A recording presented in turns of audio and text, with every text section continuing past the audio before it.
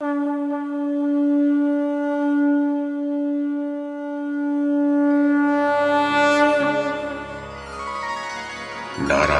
नमस्कृत्य नरं चैव नरोत्तमं देवीं सरस्वतीं व्यासं ततो जयमुदीरयेत्।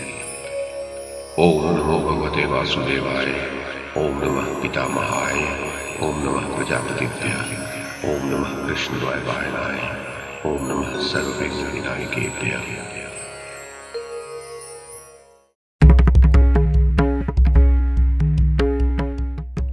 नमस्कार। महाभारत कथा श्रृंखला में आपका स्वागत है। श्रीमन महर्षि वेद व्यास द्वारा रचित महाकाव्य महाभारत को एक कथा श्रृंखला के रूप में प्रस्तुत करते हुए पिछली कड़ी में मैंने मूल संस्कृत ग्रंथ के प्रथम पर्व, जो आदि पर्व के नाम से प्रसिद्ध है, उसके 5वें उपपर्व आस्तिक पर्व में कही गई यज्ञाहुति में पड़ने वाले सर्पों के नाम की जो कथा है, उसे आपको सुनाया था। अब इस कड़ी में इसी आस्तिक पर्व में आस्तिक को सर्पों का वरदान की जो कथा कही गई है, उसे मैं कमल किशोर आपको सुनाता हूं।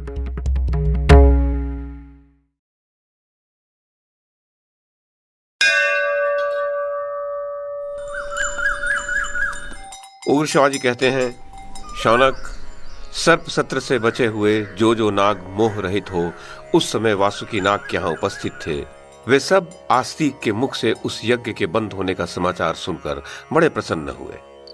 आस्तिक पर उनका प्रेम बहुत बढ़ गया और वे उनसे बोले, वत्स, तुम कोई अभीष्ट वर मांग लो। वे सब के सब बार बार यह कहने लगे, विद्वान, आज हम तुम्हारा कौन सा प्रिय कार्य करें? तुमने हमें मृत्यु के मुख से बचाया है, अतः हम सब लोग तुमसे बहुत प्रसन्न हैं। बोलो, तुम्हारा कौन सा मनोरथ पूर्ण करें? आस्तिक ने कहा, नागगण, लोक में जो ब्राह्मण अथवा कोई दूसरा मनुष्य प्रसन्नचित हो मेरे इस धर्म में उपाख्यान का पाठ करे, उसे आप लोगों से कोई भय न हो। यह सुनकर सभी सर्प बहुत प्रसन्न हुए और अपने भांजे से बोले, प्रियवत्स, तुम्हारी यह कामना पूर्ण हो। भगिनी पुत्र, हम बड़े प्रेम और नम्रता से युक्त होकर सर्वथा तुम्हारे इस मनोरथ को पूर्ण करते रहेंगे। जो कोई असित, आर्तिमान और सुनीत मंत्र का दिन अथवा रात के समय स्मरण करेगा, उसे सर्पों से कोई भय नहीं होगा।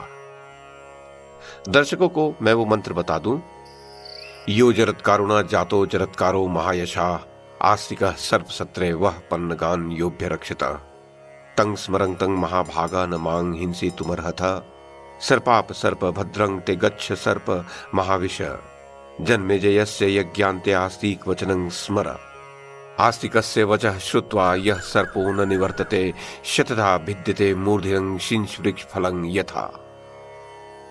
इन मंत्रों का अर्थ है, जरत्कारु ऋषि से, जरत्कारु नामक नाग कन्या से जो आस्तिक नामक यशस्वी पुत्र उत्पन्न हुए तथा जिन्होंने सर्प सत्र में तुम सर्पों की रक्षा की थी, उनका मैं स्मरण कर रहा हूं। महाभाग्यवान सर्पों, तुम लोग मुझे मत डसो। महाविषधर सर्प, तुम भाग जाओ, तुम्हारा कल्याण हो। अब तुम जाओ। जन्मेजय के यज्ञ की समाप्ति में आस्तिक को तुमने जो वचन दिया था, उसका स्मरण करो।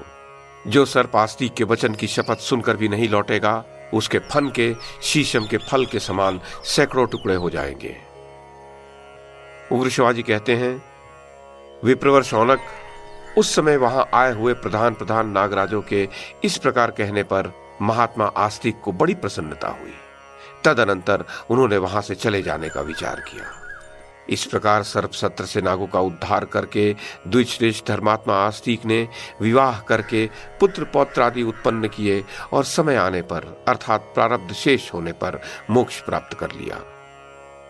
इस प्रकार मैंने आपसे आस्तिक के उपाख्यान का यथावत वर्णन किया है, जिसका पाठ कर लेने पर कहीं भी सर्पों से भय नहीं होता। ब्राह्मण, भृगुवंश शिरोमणे, आपके पूर्वज प्रमति ने अपने पुत्र रुरु के पूछने पर जिस प्रकार आस्तिक को उपाख्यान कहा था और जिसे मैंने भी सुना था, उसी प्रकार विद्वान महात्मा आस्तिक के मंगलमय चरित्र का मैंने प्रारंभ से ही वर्णन किया है। आस्तिक का यह धर्ममय उपाख्यान पुण्य की वृद्धि करने वाला है। काम क्रोधादि शत्रुओं का दमन करने वाले ब्राह्मण, कथा प्रसंग में डुंडुब की बात सुनकर आपने मुझसे जिसके विषय में पूछा था, वह सब उपाख्यान मैंने कह सुनाया। इसे सुनकर आपके मन का महान कौतूहल अब निवृत्त हो जाना चाहिए।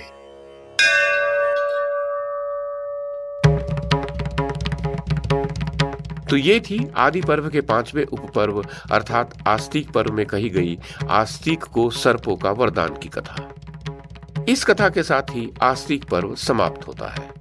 आस्तिक पर्व के उपरांत आता है अंशावतरण पर्व। उसमें कही गई कथा अगली कड़ी में सुनाऊंगा। इस कड़ी में बस इतना ही।